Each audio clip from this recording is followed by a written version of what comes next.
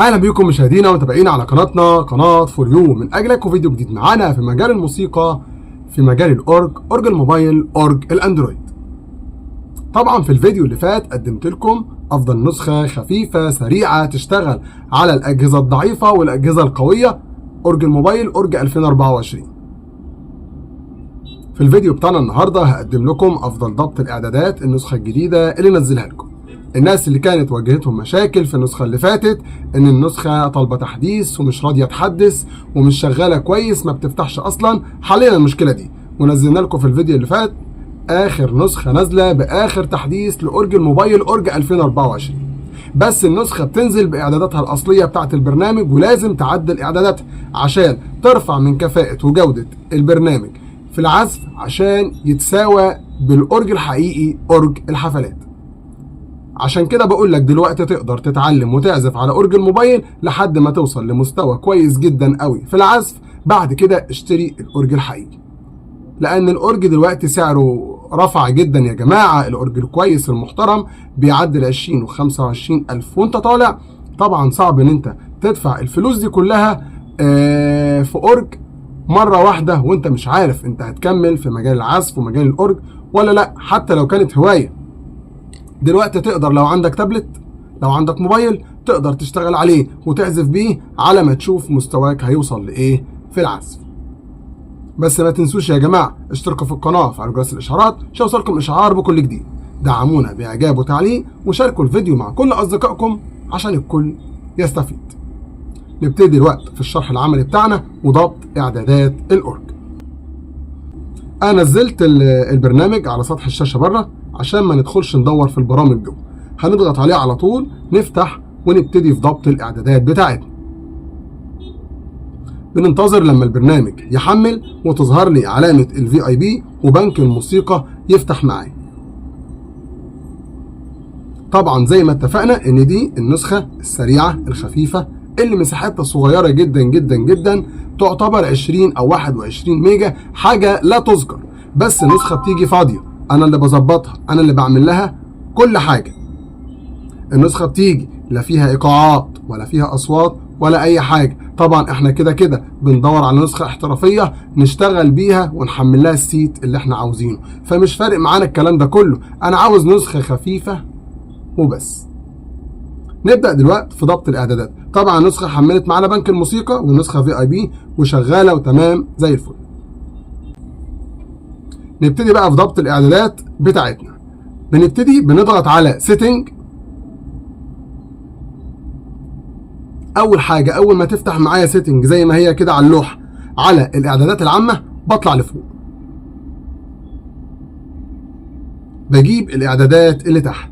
عندي حاجتين مش متعلم عليهم صح، المربع بتاعهم فاضي، بعلم عليهم. اول حاجه هي عرض مجموعه الطبل، تاني حاجه هي عرض الصكوك وتر.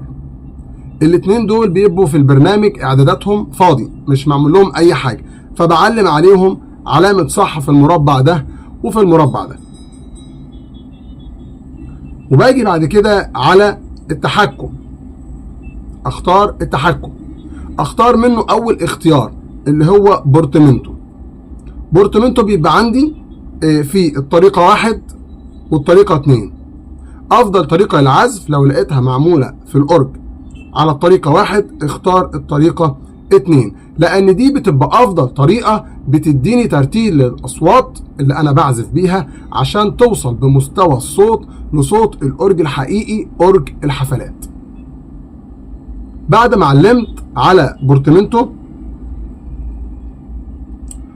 بطلع للوحة المفاتيح.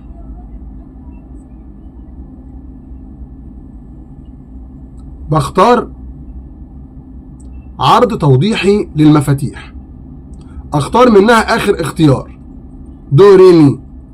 دي ايه لازمتها؟ انها بتحط لي اسماء المفاتيح على المفاتيح من تحت. بالنسبه للمبتدئين اللي لسه بيتعلموا مش حافظين اسماء المفاتيح، ايه الاول ايه الاخر، السلم الموسيقي، دي بوضحها لهم عشان خاطر يشوفوها قدامهم وما يغلطوش لحد ما خلاص يوصلوا لليفل معين يقدروا ان هم من الاعدادات يحذفوها وما يبقوش شايفين دوري مي قدامهم، لان هم اوريدي حافظينها مش محتاجين يشوفوها. بننزل لعرض المفتاح، لا اسف دي سيبها زي ما هي، بننزل لعرض توضيحي للمفاتيح اللي هي الدوري مي دي، ننزل بعديها لجودة المفتاح، بختار متوسط، متوسط للأجهزة المتوسطة، منخفض لو أنا عايز أعزف عزف سريع.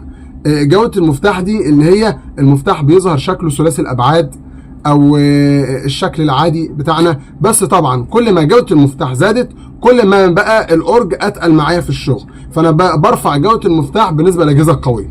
أما الأجهزة الضعيفة بحاول أقلل من جودة المفتاح. ندخل بعد كده استجابة اللمس.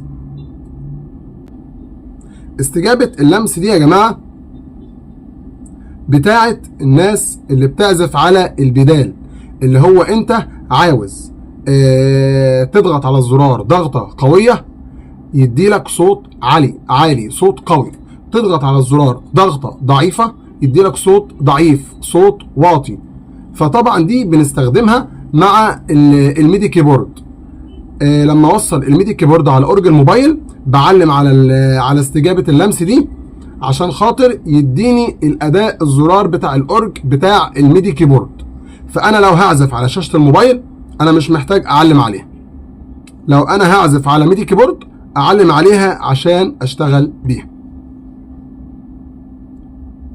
نيجي بعد كده لحجم المفاتيح السوداء.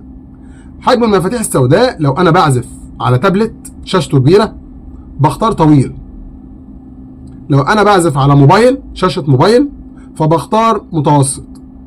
حجم المفتاح دوت نرجع كده نشوف متوسط، نلاقي الزرار الاسود صغر، فلما الزرار الاسود بيصغر بيديني المساحة ان انا اعزف افضل، لان انا بكون مالك بصوابعي اقدر اعزف على الزرار الاسود افضل من الاول. نرجع تاني لسيتنج،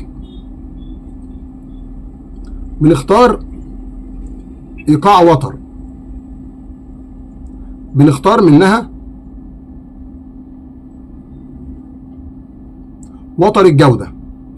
وتر الجودة بختار النص، دي بتكون افضل معايا في العزف. بعد ما اخترت وتر الجودة بختار اخر حاجة اخراج الصوت. اخراج الصوت بختار منه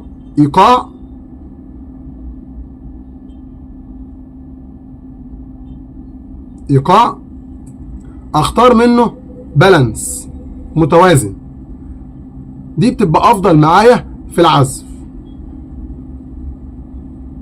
وبختار لوحة المفاتيح بختار منها هي كمان بالانس، ودي كده افضل اعدادات انا بعملها للاورج عشان اعزف بيها عزف احترافي، عشان اطلع بطريقة عزف احترافية اقرب للاورج الحقيقي. اقدر اعزف بالموبايل في حفلة على الاورج واعزف معزوفة كاملة كأني عازفها على اورج حقيقي، كأن عبد السلام بيعزف على الاورج بتاعه، واورج جالاكسي كمان. بس المهم ظبط الاعدادات دي زي ما انا ظبطتها قدامك عشان توصل بمستوى اورج الموبايل يتساوى بالاورج الحقيقي. كده الشرح بتاعنا خلص، يا رب تكونوا استفدتوا منه. في انتظار دعمكم ليا يا جماعه، اشتركوا في القناه، فعلوا جرس الاشعارات، اكتبوا لنا تعليق، اعملوا لنا اعجاب على الفيديو، وشاركوا الفيديو مع كل اصدقائكم عشان الكل يستفيد. وما تنسوش المتابعه تليجرام والواتس، هننزل عليهم كل يوم الجديد.